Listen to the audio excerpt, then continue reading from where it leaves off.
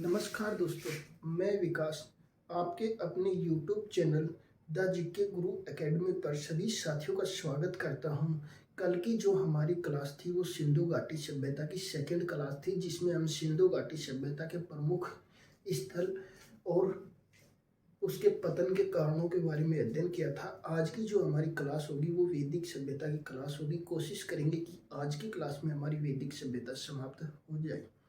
दोस्तों, आप SSC, railway, bank व हरियाणा के एग्जाम्स के साथ राजस्थान के किसी भी एग्जाम्स की आप तैयारी करते हैं तो उस एग्जाम्स में हिस्ट्री का जिस भी एग्जाम में पार्ट आता है उसमें दोस्तों यहाँ से कन्फर्म आपको एक क्वेश्चन देखने को मिलेगा।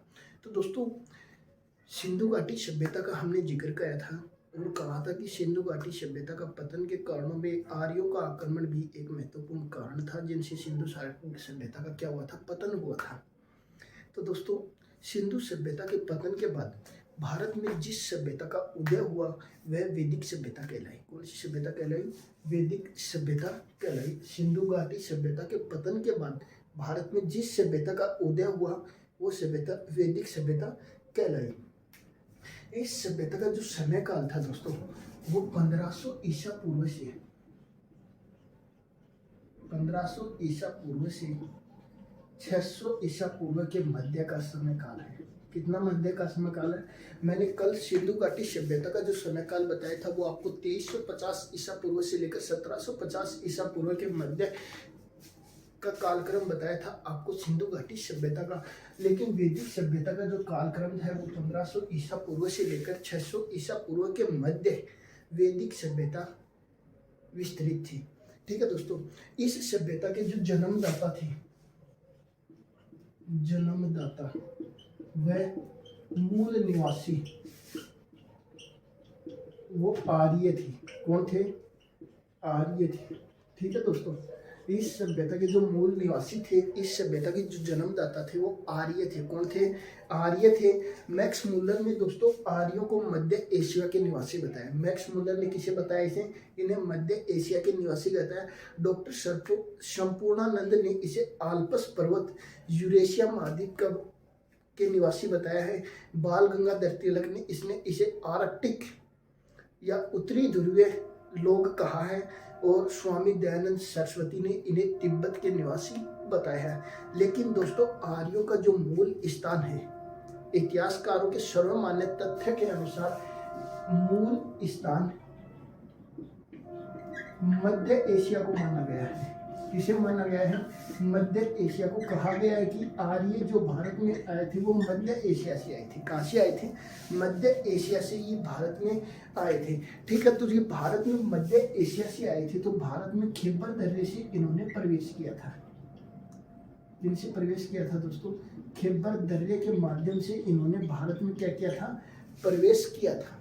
ठीक है दोस्तों, भारत के निवासी नहीं थे, ये मध्य एशिया के निवासी थे और भारत में आए थे। तो भारत में इन्होंने प्रवेश किया, वो किसके माध्यम से किया? तो दोस्तों, खैबर दर्रे के माध्यम से आर्य भारत में आए और इन्होंने एक सभ्यता को विकसित की और वो सभ्यता कौन सी कहलाई थी? वैदिक सभ्यता। आर्यों का जो धर्म था वो सनातन धर्म था। कौन सा धर्म था दोस्तों? सनातन धर्म को मानते थे और सनातन धर्म को मानने वाले थे और ये संस्कृत भाषा का प्रयोग करते थे। कौन सी भाषा बोलते थे? संस्कृत भाषा बोलते थे।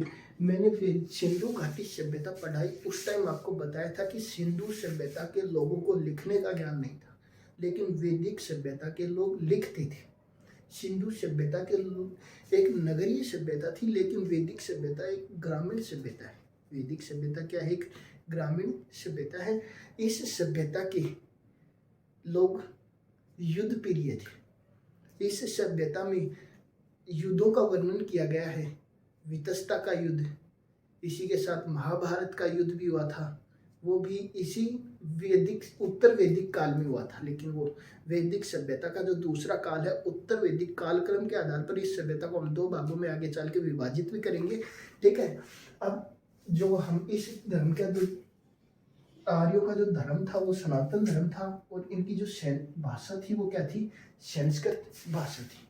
ठीक है, आर्य शब्द का जो अर्थ होता है पवित्र वंश या जन्म वाला मनुष्य होता है। क्या होता है? पवित्र वंश या जन्म वाला मनुष्य, इसका क्या होता है? आर्य शब्द का अर्थ होता है। दोस्तों, इस सभ्यता की संपूर्ण जानकारी हमें वेदों से प्राप्त होती है। कहाँ से प्राप्त होती है? वेदों से हमें इस सभ्यता की संपूर्ण जानकारी प्राप्त होती है। ठीक है दोस्तों, एक बार रफ करते हैं, फिर इसे कालक्रम के आधार पर हम दो भागों में विभाजित करेंगे। ठीक है दोस्तों, अब इस सभ्यता को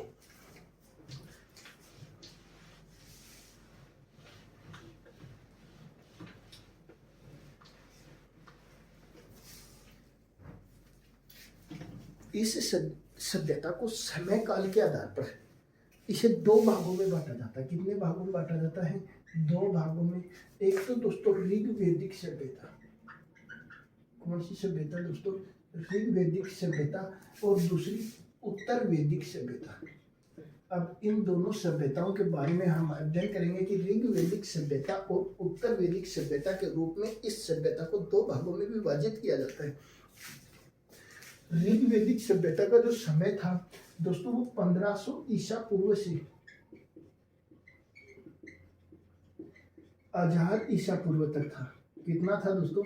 1000 ईसा पूर्व तक। लेकिन उत्तर वैदिक सभ्यता का जो समय काल था दोस्तों, वो 1000 ईसा पूर्व से लेकर 600 ईसा पूर्व तक था। कितना था दोस्तों? 600 ईसा पूर्व तक। ऋग्वेदिक सभ्यता का जो कालक्रम था वो 1500 ईसा पूर्व से 1000 ईसा पूर्व तक। लेकिन उत्तर वैदिक सभ्यता का जो कालक्रम है वो 1000 ईसा पूर्व से लेकर 600 ईसा पूर्व तक इस सभ्यता का क्या था? कालक्रम था। ऋग्वेदिक सभ्यता का समाज पितृ शतात्मक था। कौन सा था? पितृ शतात्मक। ठीक है, उसी प्रकार उत्तर वैदिक सभ्यता में भी जो समाज था वो पितृ शतात्मक था। अर्थात परिवार का जो मुखिया होता है वो पिता होता था। कौन होता था? पिता होता था परिवार का मुखिया। और जो घर में सभी कार्य किए जाते थे वो पिता के निर्देशन में किया जाता। परिवार का जो मुखिया होता, मुख्य सदस्य होता था, वो पिता होता था। ठीक है, लेकिन मैंने सिंधु घाटी सभ्यता के समय के काल बताया था कि सिंधु घाटी सभ्यता का जो समय है, समाज था, वो मातृ शतात्मक था। उसमें माता को परिवार का मुखिया माना जाता। लेकिन वैदिक सभ्यता में ऐसा नहीं था। वैदिक सभ्यता में पितृ शतात्मक समाज था। परिवार का मुखिया पिता होता था और पिता के निर्देशन में ही सभी गतिविधियां की जाती थी।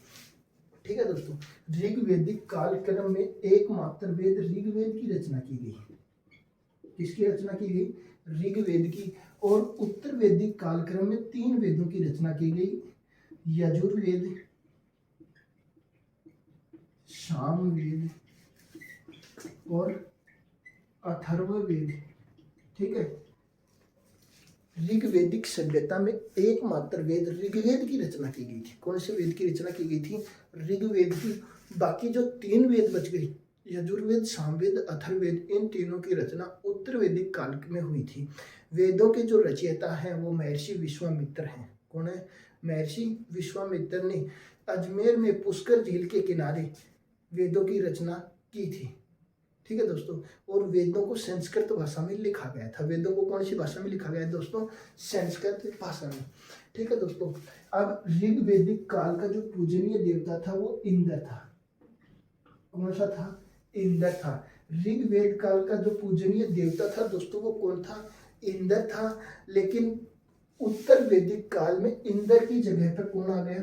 प्रजापति आ गया। कौन आ गया दोस्तों? प्रजापति आ गया। ऋग्वेदिक काल में जो पूजनीय देवता था वो इंद्र था। पहले स्थान पे इंद्र था। इंद्र के बाद दूसरे स्थान पे अग्नि को माना जाता था। किसको माना जाता था? अग्नि को। लेकिन उत्तर वैदिक काल में इंद्र की जगह पे कौन आ गया? प्रजापति आ गया। और सभा और समिति को प्रजापति की 2 पुत्रियां कहा गया है। सभा और समिति को प्रजापति के क्या कहा गया है दोस्तों? 2 पुत्रियां कहा गया है। ठीक है, नेक्स्ट इसमें चलते हैं। इसके बाद ऋग्वेद में, ठीक है, ऋग्वेद में जातियों का विभाजन क्रम के आधार पर था। ऋग्वेद में जातियों का विभाजन किसके आधार पर? क्रम के आधार पर था। ठीक है, जो जिस जैसा काम करेगा उसी के आधार पर उसे उस जाति में रखा जाएगा। ये कौन से ऋग्वेद में था, वैदिक सभ्यता के ऋग्वेदिक काल में, ऋग्वेदिक जो काल था उसमें था कि कर्म के आधार पर व्यक्ति के जातियों का निर्धारण किया जाएगा, विभाजन किया जाएगा। लेकिन उत्तर वैदिक काल में ये जन्म के आधार पर हो गया। किसके आधार पर हो गया? जन्म के आधार पर हो गया। ठीक है दोस्तों, ऋग्वेदिक काल में तो कर्म के आधार पर जातियों का विभाजन होता था, लेकिन उत्तर वैदिक काल में किस पे हो गया था? जन्म के आधार पर। ऋग्वेदिक काल में और कर्म के आधार पर व्यक्ति को 4 भागों में बांटा गया है। एक तो पुरोहित, दूसरा राजन्य, तीसरा वैश्य और चौथा शूद्र। ठीक है, 4 वर्गों में समाज को बांटा गया है। ठीक है, ऋग्वेदिक काल में महिलाओं की को सर्वोच्च स्थान था, वो पूरी स्वतंत्रता थी। जीवन भर अविवाहित रहने वाली महिला को अमाजु कहा जाता था। ठीक है, अब उत्तर वैदिक काल में आते हैं। उत्तर वैदिक काल में जन्म के आधार पर जातियों का विभाजन हुआ। उत्तर वैदिक काल की सबसे प्रमुख व्यवस्था थी वो आश्रम व्यवस्था थी। एक बार रफ करते हैं यहाँ तक।